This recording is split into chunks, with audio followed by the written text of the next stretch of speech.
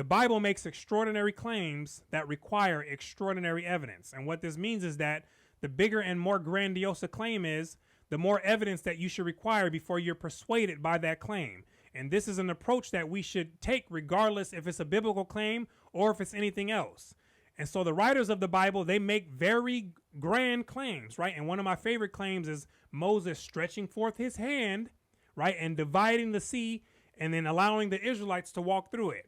Now, the literal interpretation of this, which is how most people interpret it, they would make it seem that Moses actually put forth his hand, right, and then he got the magic power from the Lord, and then he was able to make this large body of water separate and stay separated until 600,000 people walk through it to get to the other side. And so this is a claim, right? And it's not an ordinary claim. It's an extraordinary claim, meaning that it's outside of the ordinary happenings of ordinary life, right? And it's something that the average person doesn't see or experience. And so I don't know about you, but if someone were to come in here right now, and even if it were the most honest person in the world, and they came in here right now and they said that they were at the lake and they heard the voice of some deity that told them to stretch forth their hand. And when they did so, all the water started to separate until they were able to see the dry ground at the bottom, right? If they came in here right now and told me that, I would stop doing this video right now. I would get up and I would look at them and say, let's go see it right now, right? There's a whole bunch of lakes out here in Florida. And as a matter of fact, we have a big one right across the street, right? So if you did this, I'm ready to go and see this right now, right? Let's get up and go. And so the question is, why would the word of even the most honest person in the world not be good enough in this situation?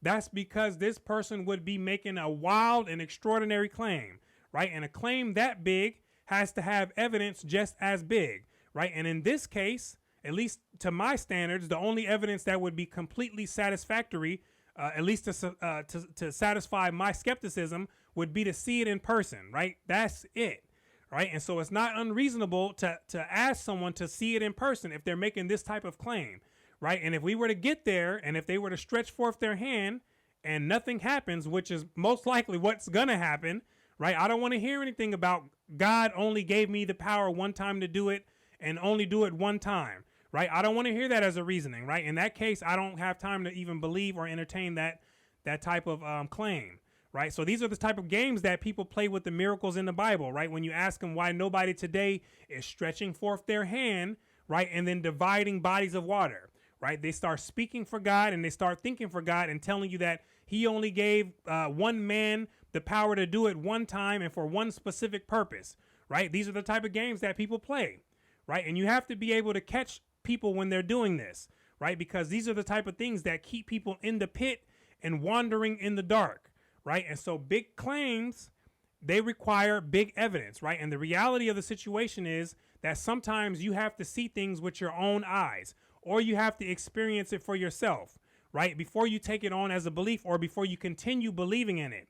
And so claims like living in the belly of a fish for 3 days, or someone stretching out their hand and causing darkness in the land of Egypt for 3 days, or someone rising up from the dead after 3 days, all these and other such extraordinary claims that the Bible makes, all these have to be held to the standard of requiring extraordinary evidence before we take these on as truth, right? And I'm making this video here for reasoning people and people who are in the process of questioning some of the beliefs that they have inherited, right? And some of the things that they're unsure about, right? And this video here is not for the zealous believers, understand?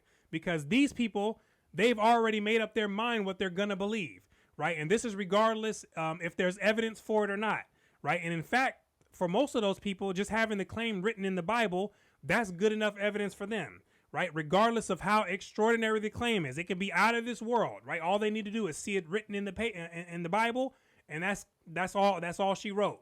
And so you can't have a discussion with them on this type of topic because it's a waste of time and it's a waste of energy, right? You just have to let them believe what they want to believe, right? And you shouldn't be bothered by it either. Just let them believe what they want to believe, right? And so to the seeker and to the questioning person, hopefully you found this information useful, and hopefully it has allowed you to just grab one more rung on that ladder to climb out of that pit and enter into the free world where life is much better and it makes much more sense. And so I want to thank you for watching all the way into the end.